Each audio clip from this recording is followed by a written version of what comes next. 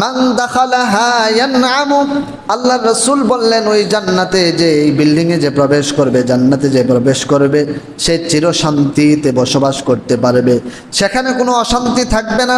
ওয়ালা ইয়াবাসু, সে কখনো সেখানে দুশ্চিন্তাগ্রস্ত হবে না, হতাশাগ্রস্ত হবে না, চির শান্তিতে বসবাস করতে থাকবে। ওয়া ইয়াখলুদু ওয়ালা ইয়ামুতু, সেখানে সে চিরজীবন থাকবে। ওয়ালা ইয়ামুতু, সে কখনো ইন্তেকাল করবে না। বলি সুবহানাল্লাহ।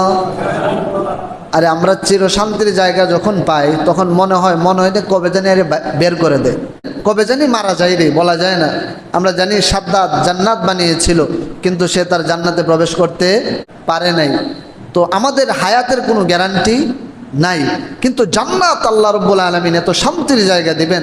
আল্লাহ বান্দাকে অভয় দিচ্ছেন, ভয় পাওয়ার কোনো কারণ নাই। বান্দা আমার ওখানে প্রবেশ করলে তুমি আর কোনোদিন বের হবে না, চির শান্তির জায়গায় প্রবেশ করলে তোমার আর কোনোদিন মৃত্যু হবে না।